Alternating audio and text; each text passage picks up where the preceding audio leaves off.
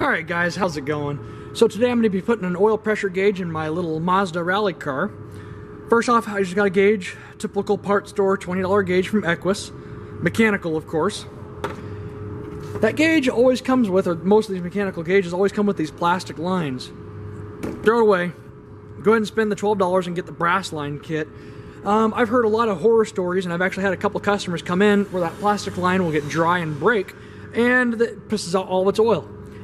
I mean, these brass ones are a little bit, or copper or bronze or whatever these are, they're harder to work with, but they seem to last a lot longer. It's an ounce of prevention being worth a pound of cure, the way I look at it. So, we're going to go ahead and start with the first thing and try to find our oil pressure sending unit. Alright guys, so on my particular car, this 94 Mazda, the oil pressure sending unit is, see that blue area here, that's my oil filter. It's just above it and to the driver's side, about 3 more inches. Right now I'm on the passenger side. And I unplugged it, and I'm just going to go ahead and unscrew it.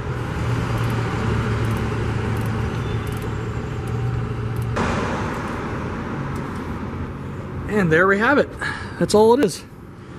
Alright, so most kits will come with these brass fittings here, and they just kind of step up to bigger and bigger sizes. Now all I'm doing is just making sure that these 2 thread sizes are the same. They're going to be pipe thread, and I will be using just a little bit of Teflon tape. So you're just going to want to press the threads together and see if they do lock in. So now that we know that this is the same size, we know that this will thread into the block where this used to be, and we'll put our oil line there. These oil lines seal is you first put the hollow nut on, then you take this little piece, which is called the ferrule, and the ferrule slides on right there. You put this here, make sure you butt it all the way down, and when you tighten these 2 down, you're not going to feel much of anything right there, but as you tighten this down, that little ferrule is actually going to pinch itself right about there. Now another common mistake that I see people make is when they put Teflon tape on, they put it on the wrong way. You're supposed to put it on just like you're threading it in, so that the whole time this piece is just going clockwise. Just that way as you thread it in, it'll go in. I'm just going to go ahead and cut the remnants off here. Just like that. Alright guys, so now that I got the oil fitting on the back of the motor ready for a line, and the gauge is ready for a line right here, I just got to find a good place to put it. And where I think I'm going to put it is kind of out of the way of the key. It fits all right. When the steering wheel's straight, I can see it okay, not great. It's out of the way of my knee for the gas pedal. So I think I'm just going to go ahead and put it, screw it right there.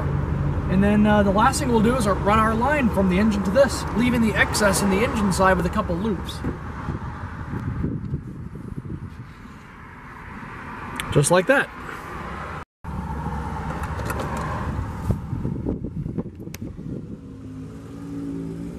So now that the gauge is mounted, I'm taking my tubing here, straightening out quite a bit of it, and I found this grommet in my firewall. I took it out, popped a hole in it, making sure it fits real nice and tight.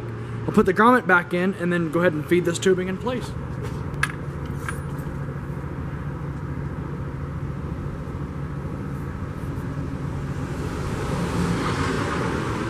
Alright, so you see that little line right here? This is on the other side of the firewall.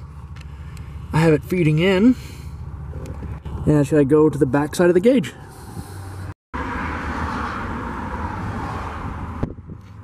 Just like that.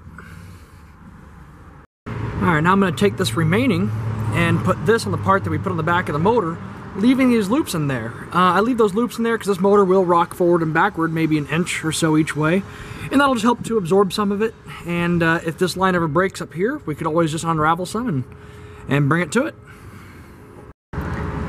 Alright, so before I zip tie my oil line in place, leaving that loop free hanging, I'm going to go ahead and fire up the motor, let it run for about, a minute or so, and check any leaks.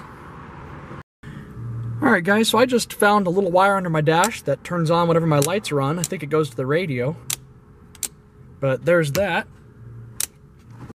So a couple things to update on are these TSW 15 by 7.5 wheels with Firestone Winter Force tires on them. So I got those from a wrecking yard, well the wheels at least. The tires also came from a wrecking yard, but not the same one. And then the second update is I put an exhaust cutout on it, Right now it's uncapped. I'll show you guys what it sounds like.